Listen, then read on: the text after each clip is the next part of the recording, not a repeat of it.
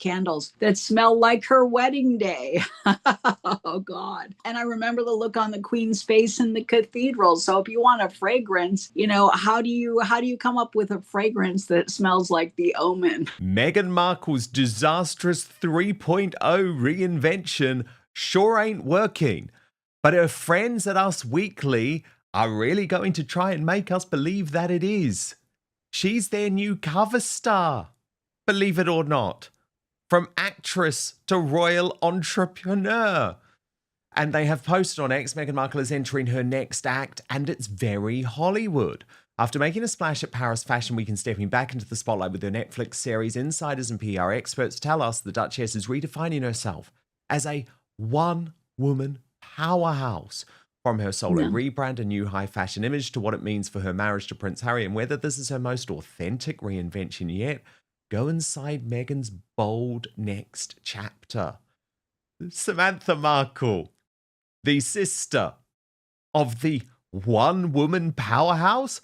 For real? Like, how long is the mainstream media going to be shoveling this shit down our throats when we know everything she touches turns to crap? Well, Dan, I don't think it's mainstream media. Let's remember. And if I remember correctly, I believe that Us Weekly is part of her paid PR. So she's not a cover star because she's not on every other cover. She's not on conservative covers. She's on the covers of those publications that have been paid under the hub of Sunshine Sachs and her other PR gurus. So this is self-promotion, in my opinion. She's not stepping back into the spotlight or the red carpet because she was never on it. And I don't think she can rebrand. What's this, like number 9? It's not a rebrand. It's grasping for straws, I think, at best, in my opinion. Because everything she's done, let's go back to Spotify. And we know what the Spotify executive said. It seems like everything she's done is met with resistance and abhorrence in the end. And how can you rebrand that? What, I heard she's thinking of coming out with candles. You and I talked about that, candles that smell like her wedding day. Oh God. And I remember the look on the Queen's face in the cathedral. So if you want a fragrance, how do you come up with a fragrance that smells like The Omen or that smells like, doom and gloom coming to the royal kingdom? In retrospect, it's been disastrous. How do you put that in a fragrance? Good God.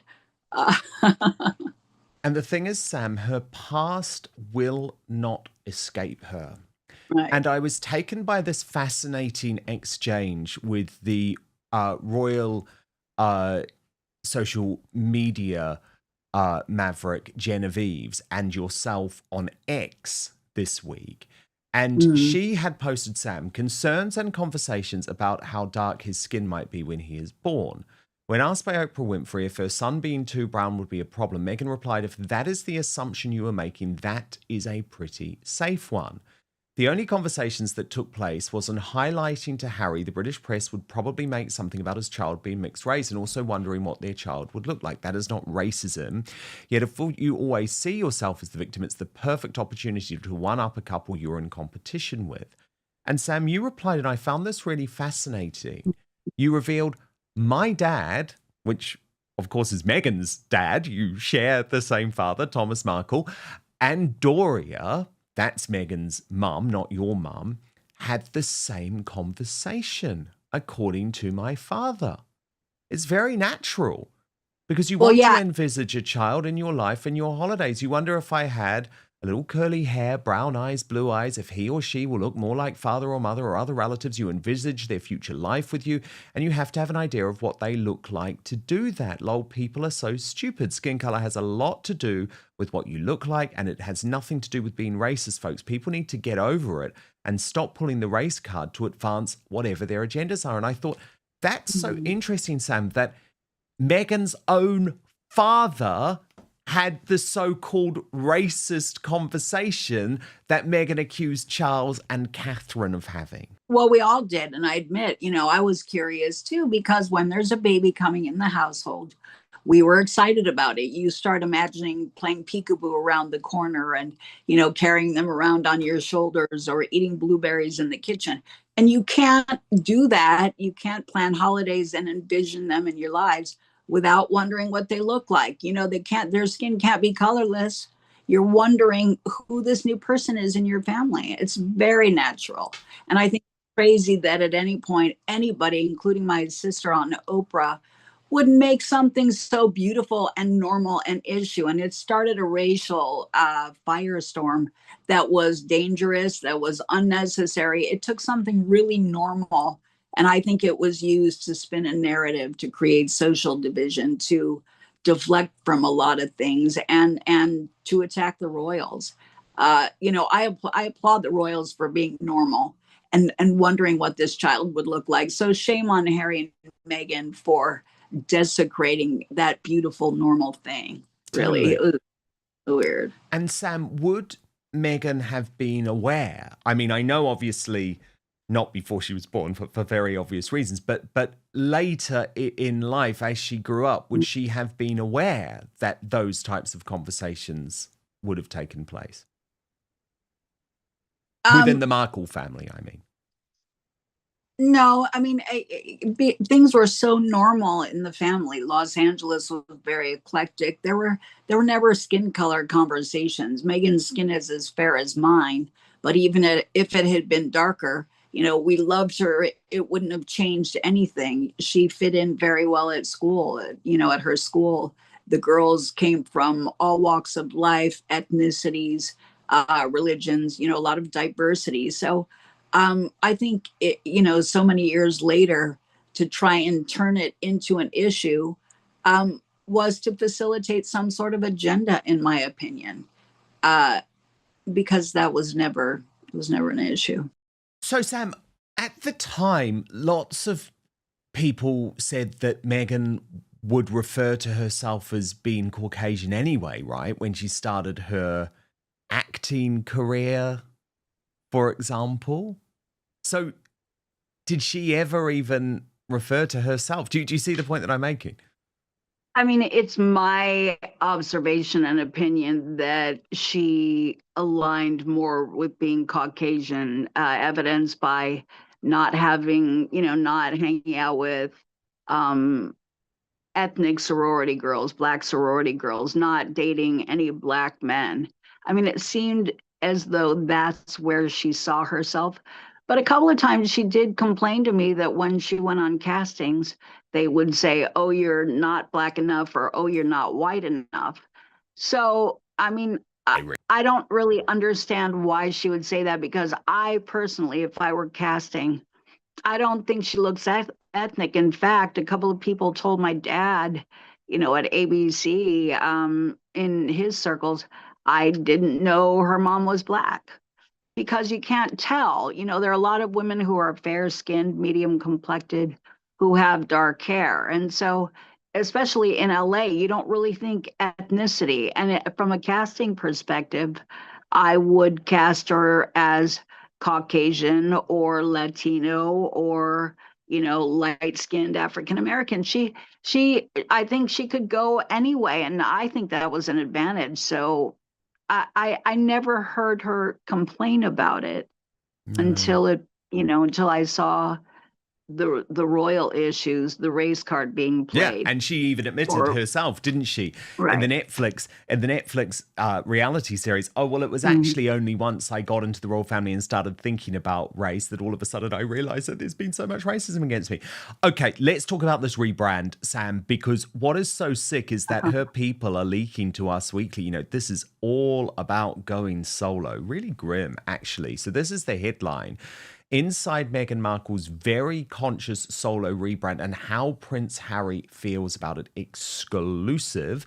Meghan Markle made quite a splash at her very first Paris Fashion Week appearance in early October, looking chic in a silky white top with matching trousers and a dramatic cape.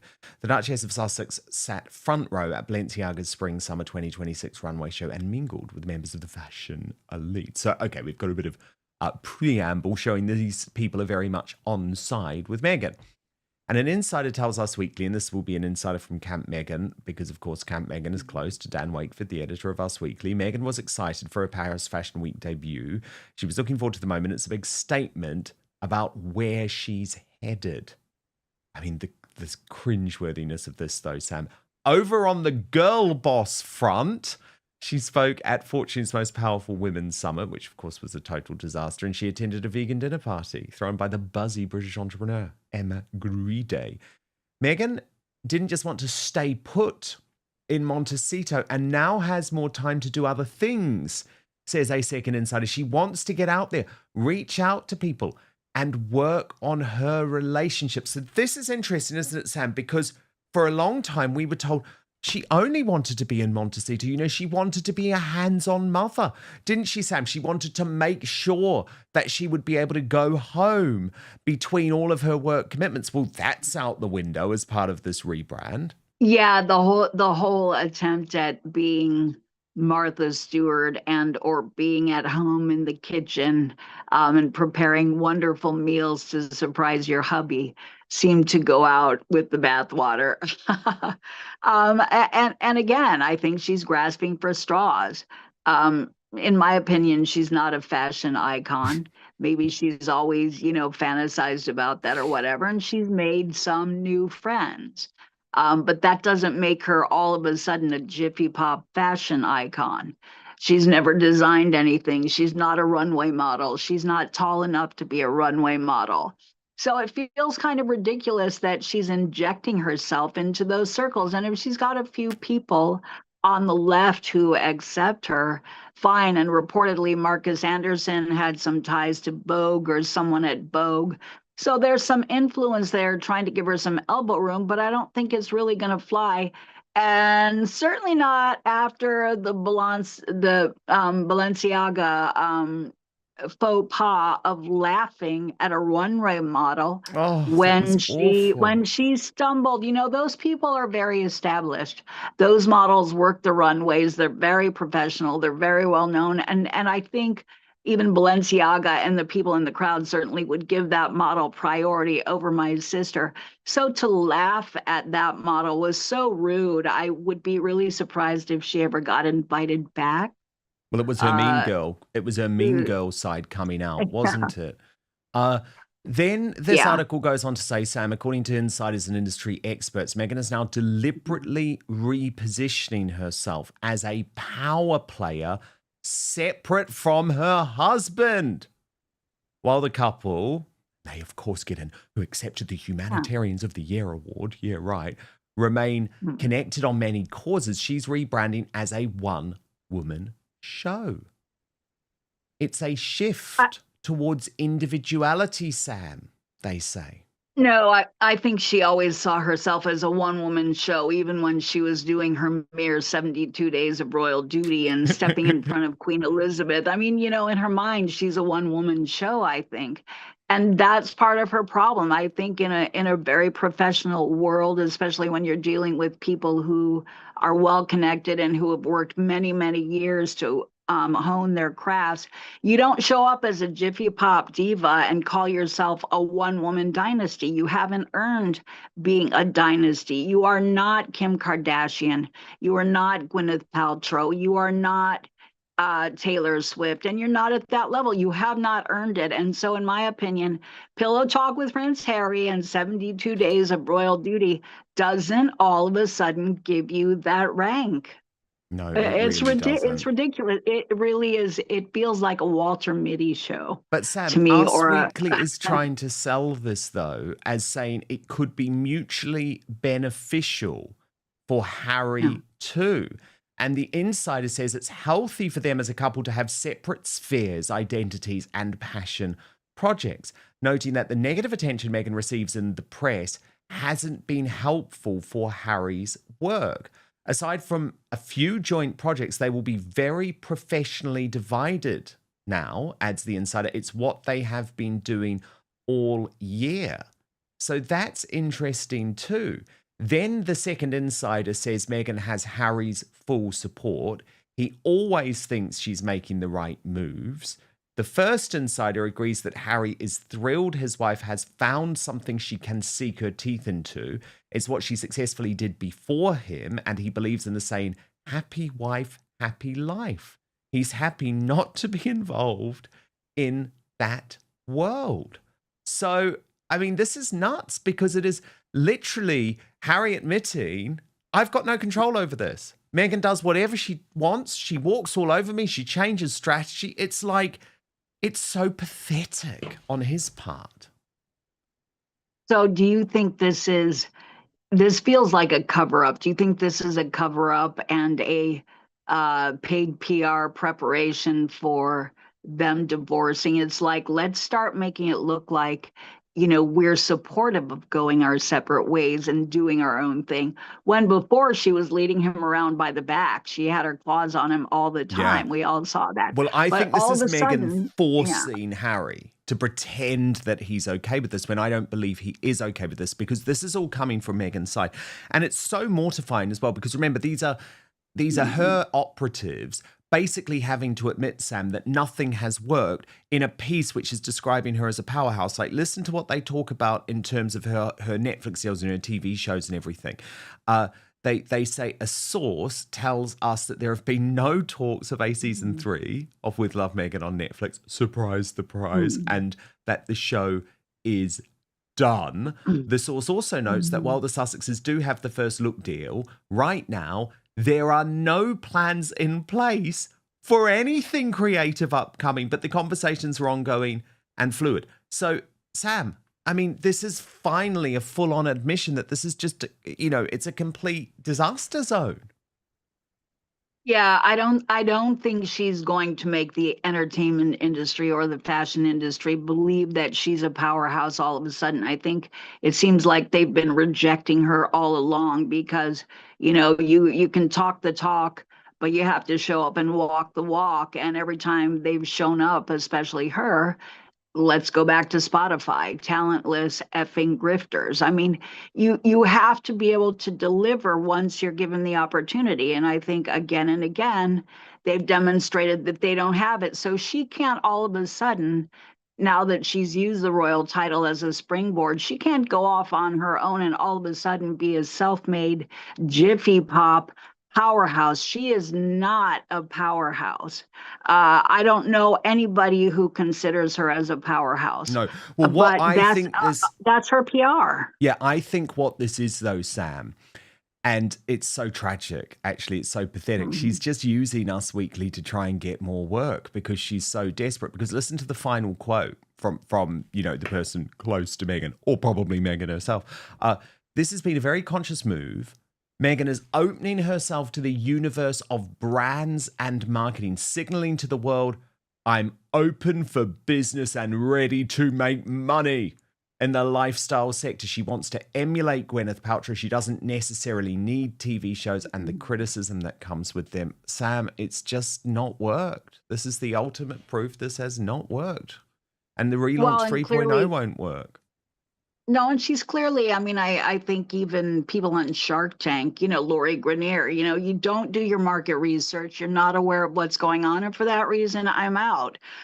She, to market in this economy and everything that's going on in the world, given that she is not a powerhouse and she doesn't have the prestige to push a $64 candle or jar of honey, is ridiculous. Nobody's going to buy that because they're amazing products for half that price and less. And there are other people who are cornering the market. So I don't really think she knows what she's doing. I think it's kind of a pipe dream. If I had millions of dollars, I wouldn't pay $64 for her little candle. Hell no. And if you buy that for me as my Christmas present, Sam, we're done. But I know you'd never do that to me. I like I told you. So I'm not going to get you the candles that they deify themselves on by having their images on faith candles. Like all of a sudden they're, Christ and the Virgin Mary. No, exactly. Oh, Sam. Well, I adore you. Thank you so much. And I hope you're back on Outspoken very soon, my good friend, Samantha Markle. And of course, if you do want full access to our Royal Uncut, actor David Harbour has found himself at the centre of controversy once again, this time over allegations that he bullied and harassed his young co-star, Millie Bobby Brown. During the filming of the 5th and final season of Stranger Things, according to reports from the Daily Mail, Millie, now 21, allegedly filed a formal complaint to Netflix executives, accusing Harbour of harassment and bullying. The complaint reportedly contained pages and pages of accusations, prompting an internal investigation that lasted several months. An unnamed insider told The Sun that the situation became so serious that Netflix arranged for Millie to have a personal representative with her on set throughout production to ensure her safety and comfort. The source added that although Netflix declined to issue a public statement, and the fact they've not denied it, speaks volumes. David Harbour, who rose to international fame playing Chief Jim Hopper on the hit Netflix series, has yet to publicly respond to the claims. His representatives, as well as those of his ex-wife, Lily Allen, have reportedly been contacted for comment. The news has surfaced at a particularly awkward time for Harbour, as Lily Allen is currently celebrating the success of her new album West End Girl, which is said to chronicle the breakdown of their marriage, complete with references to infidelity and emotional turmoil. In one track, Allen appears to accuse her ex-husband of cheating with a woman named Madeline, while Lily has clarified that her songs are a mix of fact and fiction. Speculation quickly turned to the real-life inspiration behind the story. That mystery now seems to have been solved. A New Orleans-based costume designer, Natalie Tippett, 34, has come forward, claiming that she is, in fact, the real Madeline. Natalie told the Daily Mail that she and Harbour began an affair in 2021 while working together on the film We Have a Ghost. She alleged that Harbour later flew her to his home in Atlanta, Georgia, even though he had married Lily Allen the previous year in a small Las Vegas ceremony. Natalie described the relationship as intense but brief, and admitted she had no idea how much trouble it would cause. Meanwhile, sources close to Lily say that the singer feels vindicated by how events have unfolded, though she has refused to comment directly on the bullying allegations against her former husband. Industry insiders now suggest that the fallout could seriously damage Harbour's reputation, especially as Netflix remains silent on whether disciplinary action was taken. For now, the investigation remains behind closed doors, and neither Millie Bobby Brown nor David Harbour have publicly addressed the allegations. But as Stranger Things prepares to release its highly anticipated final season, this controversy threatens to overshadow what was meant to be a triumphant ending for one of Netflix's biggest stars.